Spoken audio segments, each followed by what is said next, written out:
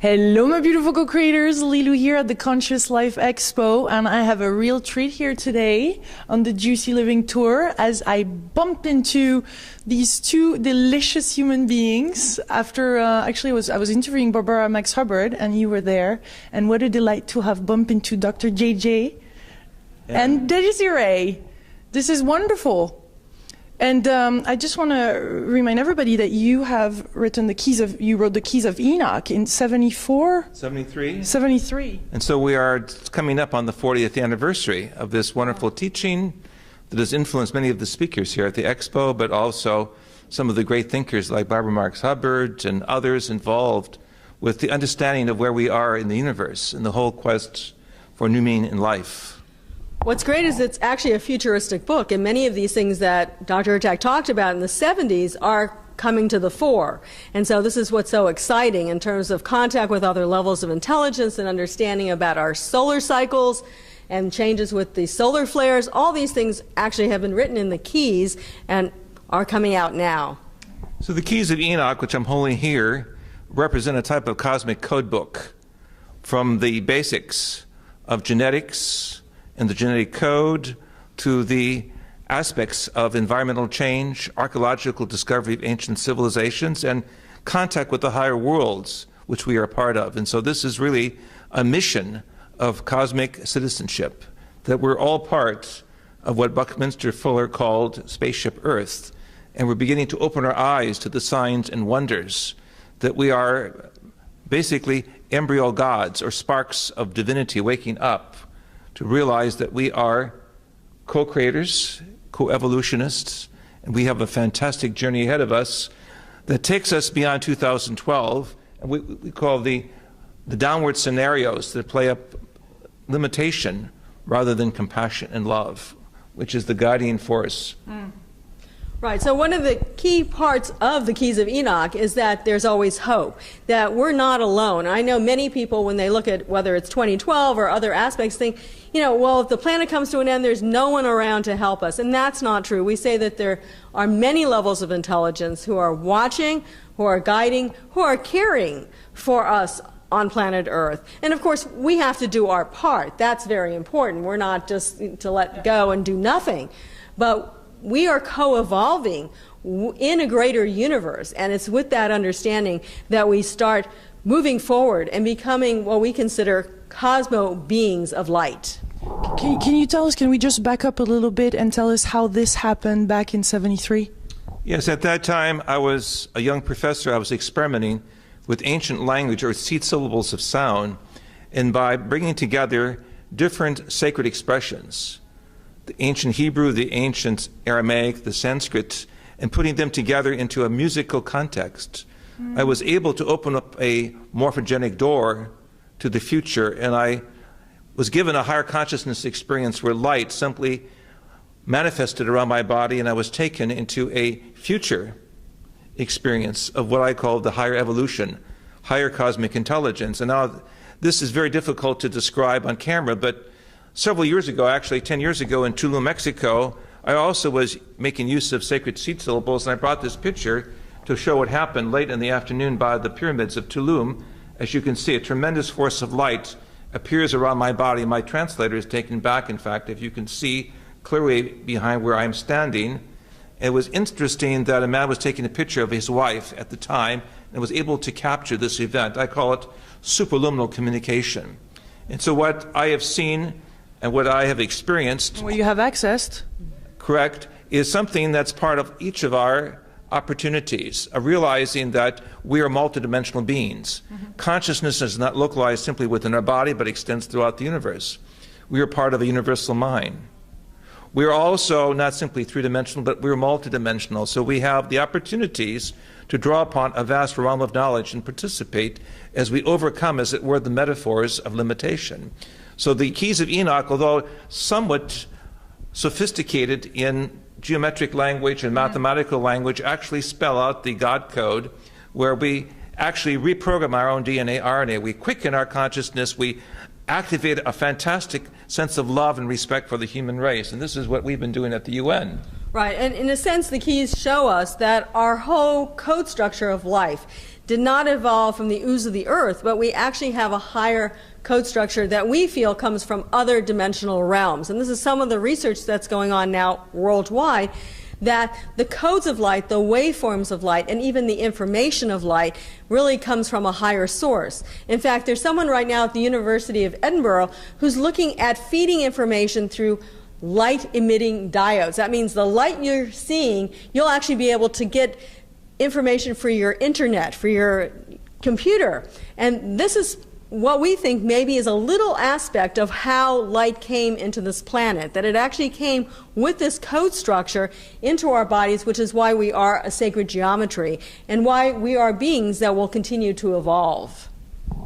So this whole cosmic blueprint is very important because it spells out as early as 1973 where we will find life in the local universe, where we will look and find ancient civilizations that have been here before, and what we can do as we bring together all aspects of the human race into a new scientific civilization.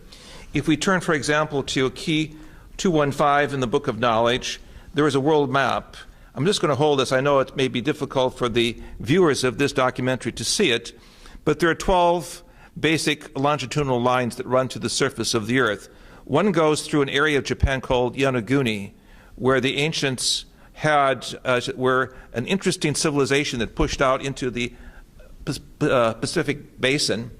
And Japanese scientists in the 90s found underwater certain pyramidal constructs, landforms that were very massive. They invited me to go out, and they suddenly realized that I had mathematically received information as to exactly where they would find these underground forms of earlier intelligence. We have found also in Africa areas of gigantic footprints. Also, the Keys of Enoch tell us where we would find this in East Africa. We have found, and French scientists and anthropologists from Indonesia, evidence in the Isle of Flores in Indonesia, the existence of a small race of people that go back 800,000 years ago called the Homo floresiensis, also specifically spelled out in the Keys of Enoch on this remarkable map that goes right through the Isle of Flores. So we have here, shall we say, a roadmap that opens the back door to history as well as the front door of history. Both the past, the present, must be recapitulated into the future as we reclaim our cosmic birthright. So we're saying several things. One, if there was Neanderthals, there was Homo sapiens, which are us, and there was also Homo floresiensis, a whole nother species group. There were already 3 species of hominids, those are people who can walk on 2 legs, living on planet Earth. Now, we were the ones that survived. But if there were 3 here, how many do you think could exist in the universe? And this is something that's very exciting. And also, when you look at the underwater and underground structures connected with Yonaguni, this ancient temple that is underwater, that divers were able to look at, you realize that previous cycles have also happened on planet Earth. The changes have happened, but people have always survived. And we are really, we believe, guided. So we don't have to have fear. We can actually have a greater hope. The real question is, what do we do next? And we feel each one of us has a mission to help planet Earth, and that's very important. I have a little question, well, maybe it's a big one, but regarding Caral in Peru, there's been some kind of structures, really open structures, no walls, no more bodies found, no weapon, anything, and no, skeletons, nothing was discovered. And now we're tracing it back, or people like Greg Brainerd are starting to say, well, these, were, what happened, this changes everything in our history books. Exactly. We're just down in Monteverde, Chile, with permission of the Chilean government, and Desiree and I were taken to an archaeological zone which shows evidence of social organization, even small toys for children, going back some 30 to 33,000 years ago. So it shows a whole evolutionary development from South America across the Pacific at a very early point of time. In fact, this information is so sensitive, classical anthropologists do not want to talk about it. But yes, from that point to what we've found in Peru and what we found in Brazil suggests that there are many other earlier footprints of civilization that are just beginning to tweak our consciousness. I brought with me also a picture of my work in Egypt beneath the Giza Plateau outside of the great city of Cairo, where in 1997 on an expedition, Desiree and I were privileged to be part of that group using ground-penetrating radar to find the lid of the tomb of Osiris. Zahi Hawass took credit for this 2 years later in a national news release, but he did say on Fox Television there was a group 2 years earlier that began to do the original probe beneath the sands of Egypt. And so we're finding ancient tombs, we're finding ancient corridors of information that we believe hold the treasures of knowledge of why Egypt is so important, like certain island societies in the Pacific and South America. And what we believe is that very possibly people came from the Pacific Rim, Japan, and areas of Indonesia, and because the water levels, we know at that time, were much lower, the islands perhaps were much bigger, they came across to South America. So South America may have been inhabited first. And what's interesting, in parts of Brazil, we're even finding petroglyphs that show beings with 6 fingers and 6 toes. So it also might have been a race. Now, the Bible talks about 6 fingers and 6 toes connected with the giants.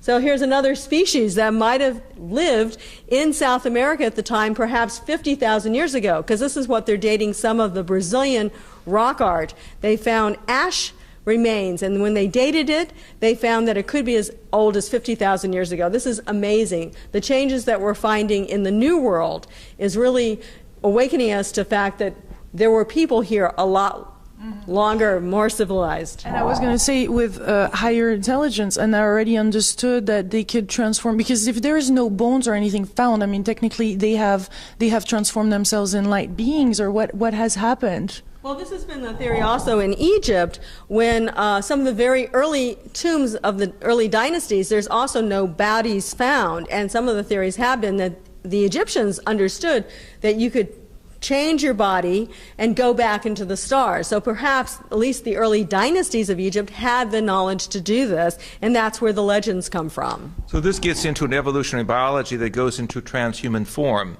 that there are those in space that have graduated even beyond the extraterrestrial dimension into what we'll call the ultra-terrestrial dimension. Yes. In a play from a new book I wrote called The 72 Divine Names, or Names of the Most High, there is an illustration here. I call this a cosmogram, a picture of multidimensionality, and you see at the top beings of pure light, or pure energy. These would be the ultra-terrestrial forms, as opposed to those who are the guardian forms of evolution, slightly beyond the human race. And then at the bottom, the human race, basically at this stage of initiation, where we're putting the basic contours of a new science of consciousness and a new direction of what I will call a pluralistic or ecumenical spirituality together, recognizing that we're all interconnected. And so what we have done at the Academy for Future Science is to find the lost pieces of information of the shamanistic traditions, of the African traditions, of the Andean traditions in South America, to show that we have all come from a greater tradition of teaching and cosmology.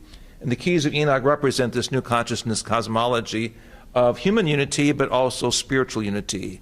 A human awakening to the fact that we have brothers and sisters in the higher worlds of space, but we also have the privilege now of going into a quantum change, into a new civilization on the high frontier. So this is basically why this documentary and conversation with you is so important, is to feel the juice of life, the inner nectar of life. Not simply the apple that is taken from the tree, but also the other fruit that appears on the greater tree, what the ancient prophets and mystics called the Etz Chaim, the tree of life, where you have multiple choices, multiple dimensions, and possibilities, that we're not isolated as an individual experiment, but we are part of a pluralistic form of intelligence. And so what Dr. Hurtak is also saying is that we're not just talking about extraterrestrial levels of intelligence.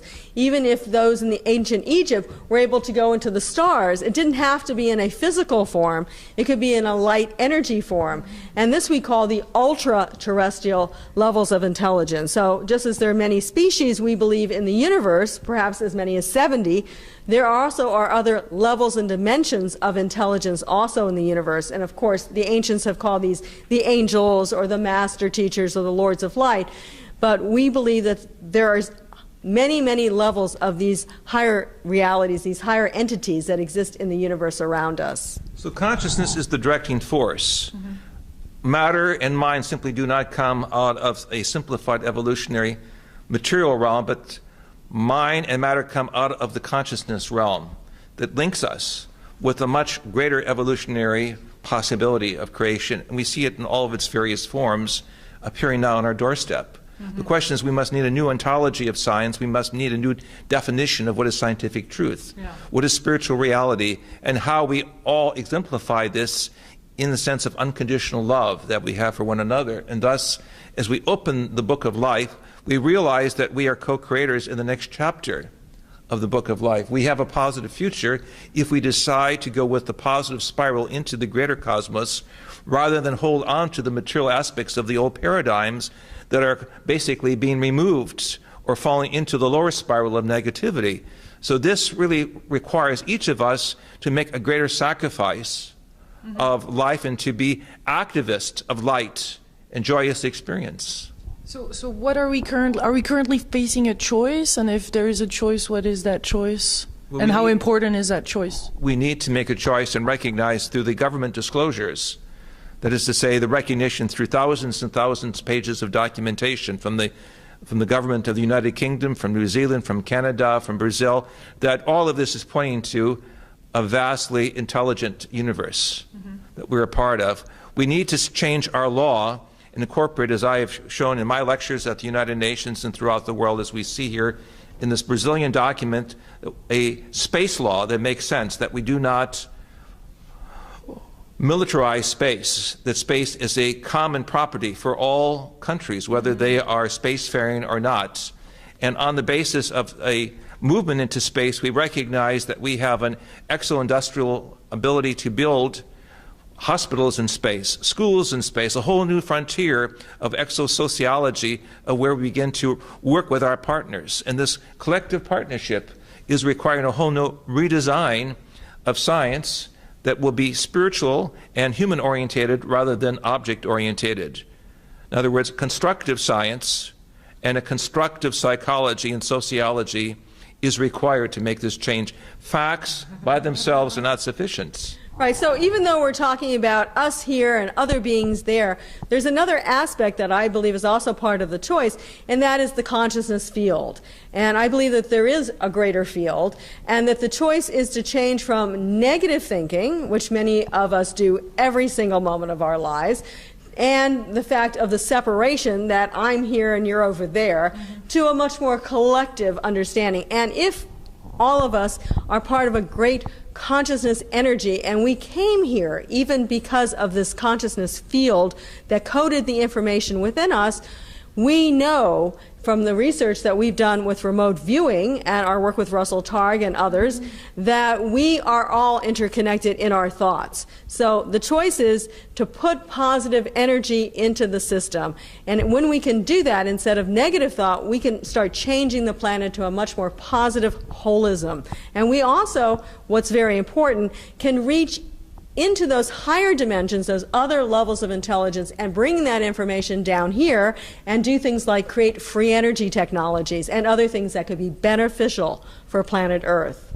Russell Targ was one of the great scientists from Stanford Research Institute in the 1970s that made remote viewing of distant objects a scientific discipline. And through his work, thousands of engineers, in fact, there's over 800,000 references on the internet to the aspect of remote viewing, where we can put our mind at a distant object, retrieve information. In fact, some believe that remote viewing was one aspect that brought to a conclusion some aspects of the Cold War, when people could go into distant file cabinets, retrieve information, bring it back, or military targets, analyze, showing there's no such thing as secret information. Everything is knowledgeable and experiential on some levels of vibration. To all forms of life in the entire universe? Good and bad? To the human form of life, and certainly to all forms of life, we have this great decision-making, this selective factor to use knowledge constructively or destructively, that is to say, in non-benign contexts. And so this is the larger realization that there are some spacefaring civilizations that may not share, as it were, the privileges of what is declared in the French Revolution of equality, liberty, and fraternity. But at the same time, this revolution of spirit must also bring out the sense of unconditional love, unconditional wisdom, unconditional joy. And this is, again, what you have so beautifully expressed in the title for this documentary, the inner juice, the inner nectar of life that we share. It's not just words.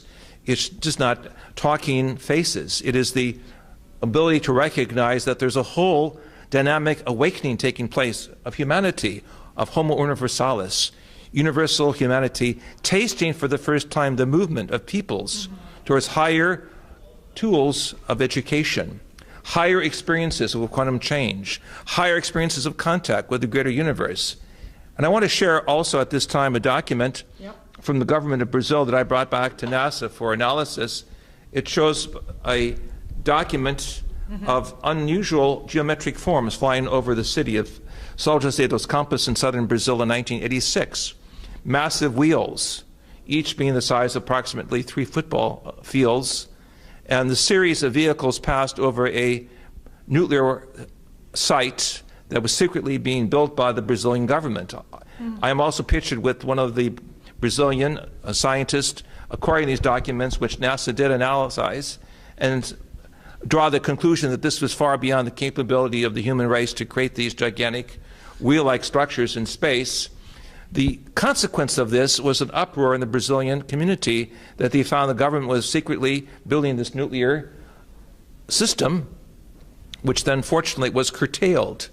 The appearance of low-flying elusive objects over military sites throughout the world, neutralizing nuclear weapons, also has been a sign since the 1950s, 60s, and 70s that we are being prepared in some way to put away our weapons of destruction and overcome our quests or for a technical drift towards self-destruction. We are being told that it's time really to see the tools of peacemaking and that we must be peacemakers in the grand design of creation. See, I think this is such a great thing because there are sightings of extraterrestrial spacecraft flying over nuclear installations and in some cases neutralizing the weapons there when it's almost impossible to do that. It had to be some sort of electromagnetic or some unusual frequency to neutralize these weapons.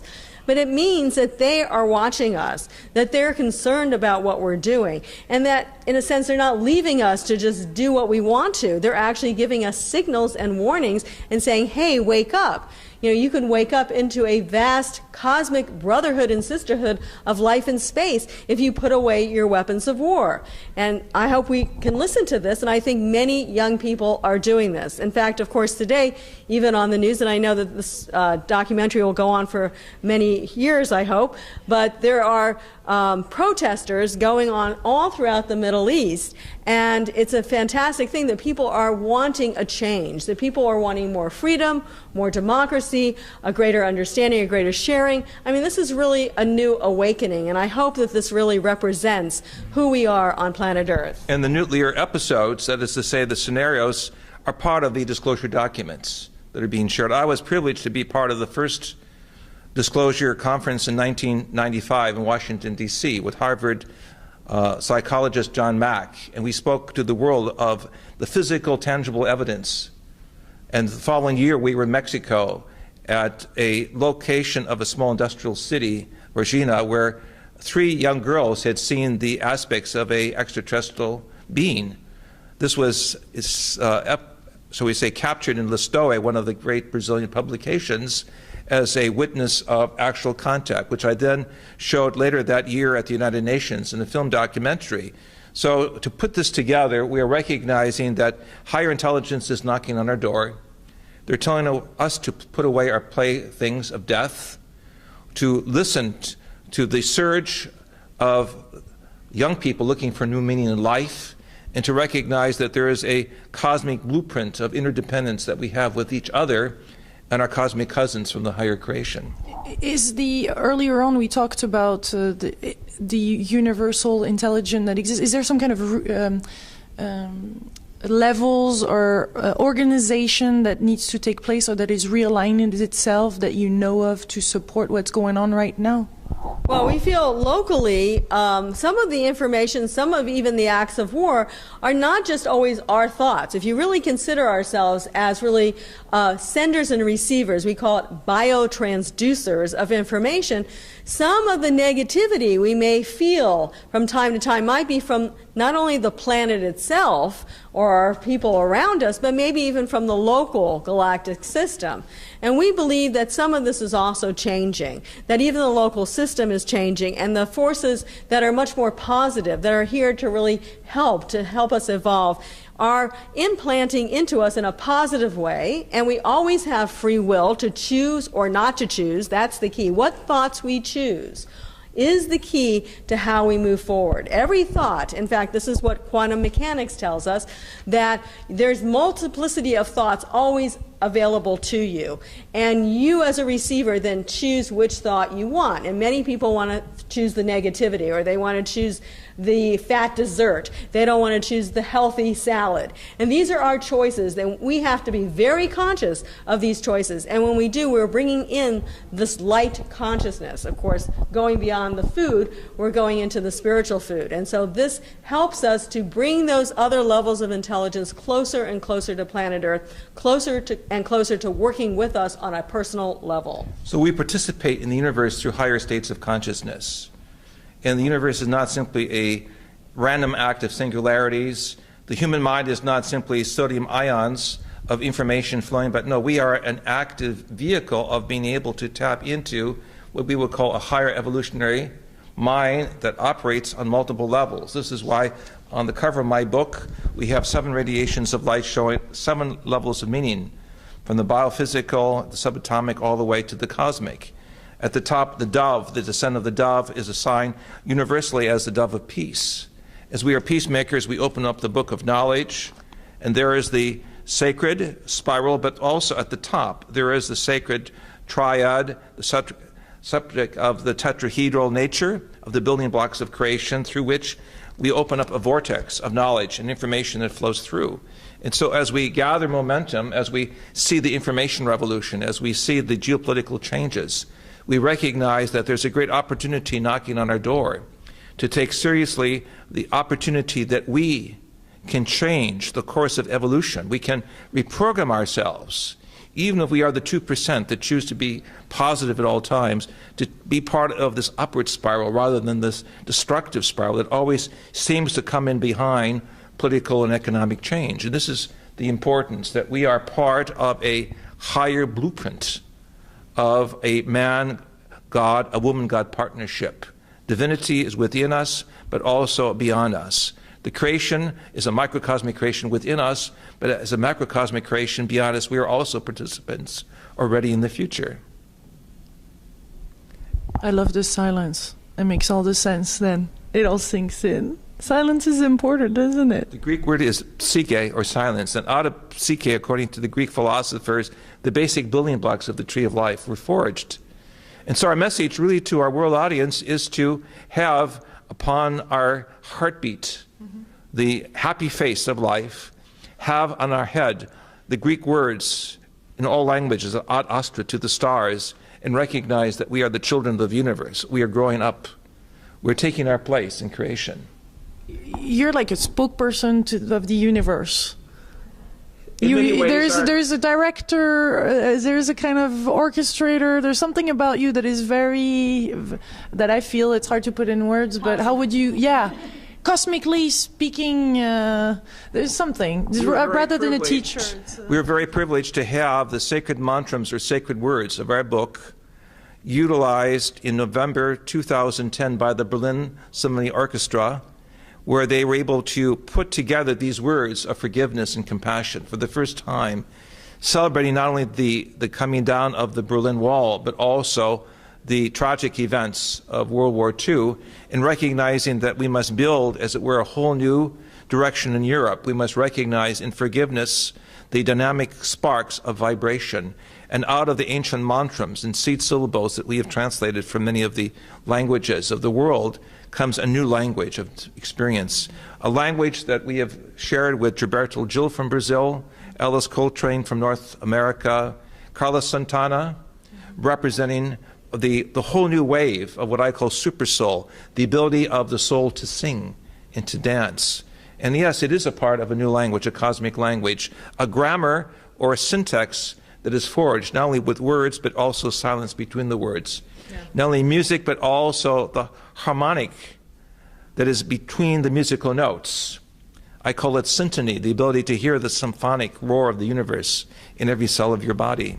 So we think in addition to meditation and choosing the right thoughts, that sound vibrations and even song and singing, the positive lyrics, things of forgiveness, things of love, actually help humanity. And we also introduce some of the ancient sacred expressions, because if all life is vibration, using these tones, using these sounds actually help to put us closer in resonance with the greater galactic mind, the greater universal mind. So we have this wonderful library of music of some of the great composers of our generation, some of the great artists available through our academy. So if people go to our website, the keysofenoch.org, or in all different languages, clavesdeenoch.org, in the French, in the Russian, in the German, they will be able to acquire, as it were, the music that goes with the book, the music and the film that goes with the blueprint that's being unfolded in our lifetime. And that's what I would like to end up with, just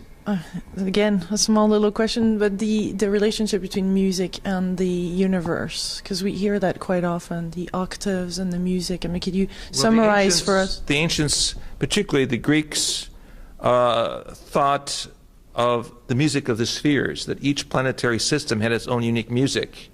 This was elaborated on by the great composers in other cultures. In fact, the Chinese have tangible evidences of artifacts going back 7,000 years of very elaborate flute systems.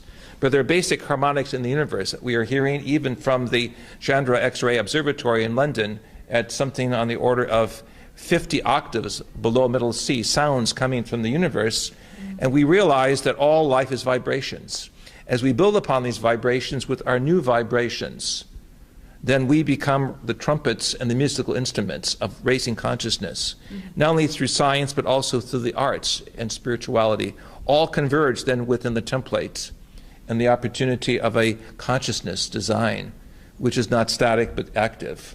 And so you have the symphony of the heavens, the music of the spheres, you have the symphony that's going on within your body, and you have an attunement that we can have in music and sound between our physical body, the universe around us, and then also being able to activate certain aspects within our mind to reach beyond the normal ways of thinking, to reach into new spaces and new realms that are in tune with those angelic beings. And they themselves, think about it, the angels always had musical harps or musical instruments. I mean, this is not real in our reality, but it's the idea that there was a sound, a vibration that could be in harmony with us should we choose to sing a new song. And if you go into the ancient tombs in China, Dunhua and other places, you will find in the upper parts of the chambers more often beings that have musical instruments. Angel simply means a messenger from another world or dimension. So it was, in my opinion, a symbol of not the extraterrestrial, but more the ultra-terrestrial realm of intelligence that had graduated into the symphony of life.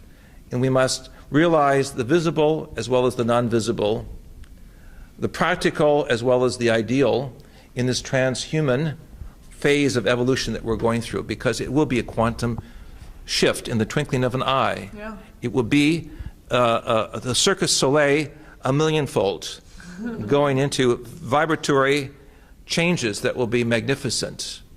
And we certainly have a lot of support from the entire universe, and everybody's really, really excited. This is a big transformation that the planet is going through, and everybody's observing, aren't they? And supporting. Well, this is what I call the graduation from the schoolhouse of Mother Earth into the cosmic university. We're beginning to see the fact that we have a real opportunity now to reach out, to use the illustration of Michelangelo in the Sistine Chapel with the hand of man reaching into the hand of the divine, to actually feel the fingerprints of the Elohim, the divine forces that unite us through song, through celebration, and through love. But I think what's important is that we all really do have to play our part. We all have to play or sing our own song and our music that becomes in harmony with each one of us, or everyone around us. So we have to take a role. We can't just sit back and say, someone else is going to do it for us, or I'm my own person. We have to start seeing the unity. We have to start singing together. We have to start meditating together, and we have to start sharing together. That's very important. And who's orchestrating? All of us together. The signs and the seasons are that there is this greater awareness that we're not alone. And our friends are gently bringing through this long period of orientation into an opportunity where everything from the biophysical to the medical to the mathematical to the areas of higher psychology and cosmology all will take this greatly forward. This is what is illustrated in the Keys of Enoch. So we encourage you throughout the world to realize this book is in over 18 languages, to use it with the music and the symphony and the glories of the divine. They greet you, greet all of us. In peace, we say, may peace prevail on earth. Together 3 times in English. May peace prevail on earth. May peace prevail on earth. May peace prevail on earth. May peace prevail on earth. May the 4 quadrants of the heavens, as the ancients define them, the 4 celestial gates, rain light upon us, and may be prepared really for this great dance that we are entering now as cosmic citizens. This juicy life. Thank you so much. That was such a beautiful moment spent together, and for everybody to hear. This is really, really important information right now. Thank you. Thank you. And if you want to see more interviews, you can always go to www.juicylivingtour.com. Much love, my beautiful co-creators.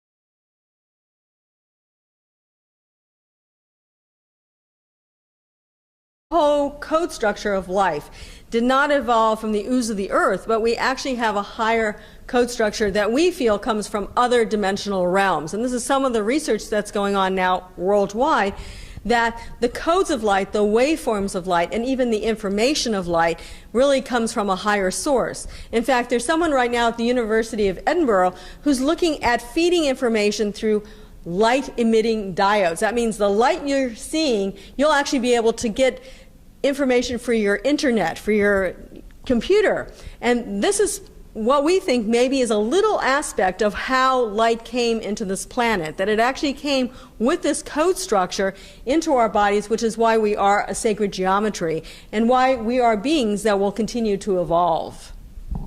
So this whole cosmic blueprint is very important because it spells out as early as 1973 where we will find life in the local universe, where we will look and find ancient civilizations that have been here before, and what we can do as we bring together all aspects of the human race into a new scientific civilization.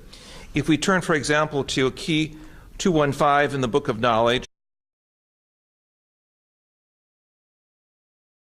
Hello, my beautiful co-creators. Lilu here at the Conscious Life Expo, and I have a real treat here today on the Juicy Living Tour as I bump into these 2 delicious human beings after, actually I was interviewing Barbara Max Hubbard and you were there, and what a delight to have bumped into Dr. JJ and Desiree. This is wonderful. And I just want to remind everybody that you have written you wrote the Keys of Enoch in 74? 73. 73. And so we are coming up on the 40th anniversary of this wonderful teaching that has influenced many of the speakers here at the Expo, but also some of the great thinkers like Barbara Marx Hubbard and others involved with the understanding of where we are in the universe and the whole quest for new meaning in life. What's great is it's actually a futuristic book, and many of these things that Dr. Hurtak talked about in the 70s are coming to the fore. And so this is what's so exciting in terms of contact with other levels of intelligence and understanding about our solar cycles and changes with the solar flares. All these things actually have been written in the Keys and are coming out now. Who are watching, who are guiding, who are caring for us on planet Earth. And of course, we have to do our part. That's very important. We're not just to let go and do nothing. But we are co-evolving in a greater universe. And it's with that understanding that we start moving forward and becoming what we consider cosmo beings of light. Can you tell us, can we just back up a little bit and tell us how this happened back in 73?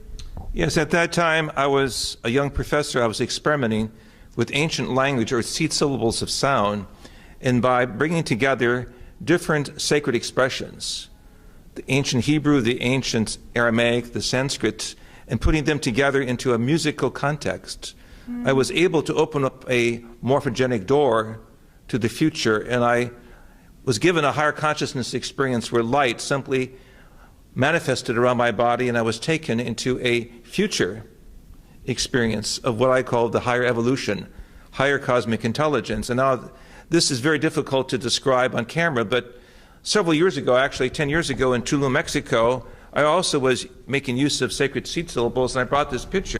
So the Keys of Enoch, which I'm holding here, represent a type of cosmic code book from the basics of genetics and the genetic code to the aspects of environmental change, archaeological discovery of ancient civilizations, and contact with the higher worlds, which we are a part of. And so this is really a mission of cosmic citizenship, that we're all part of what Buckminster Fuller called Spaceship Earth. And we're beginning to open our eyes to the signs and wonders that we are basically embryo gods or sparks of divinity waking up to realize that we are co-creators, co-evolutionists, and we have a fantastic journey ahead of us that takes us beyond 2012, and we call the downward scenarios that play up limitation rather than compassion and love, which is the guiding force. Right, so one of the key parts of the Keys of Enoch is that there's always hope, that we're not alone. I know many people, when they look at whether it's 2012 or other aspects, think, you know, well, if the planet comes to an end, there's no one around to help us. And that's not true. We say that there are many levels of intelligence. To show what happened late in the afternoon by the pyramids of Tulum, as you can see, a tremendous force of light appears around my body. My translator is taken back, in fact, if you can see clearly behind where I'm standing. It was interesting that a man was taking a picture of his wife at the time and was able to capture this event. I call it superluminal communication. And so what I have seen and what I have experienced, What you have accessed. correct, is something that's part of each of our opportunities, of realizing that we are multidimensional beings. Consciousness is not localized simply within our body, but extends throughout the universe. We are part of a universal mind. We are also not simply three-dimensional, but we're multidimensional. So we have the opportunities to draw upon a vast realm of knowledge and participate as we overcome, as it were, the metaphors of limitation. So the Keys of Enoch, although somewhat sophisticated in geometric language and mathematical language, actually spell out the God code, where we actually reprogram our own DNA, RNA. We quicken our consciousness. We activate a fantastic sense of love and respect for the human race. And this is what we've been doing at the UN. Right, and in a sense, the keys show us that our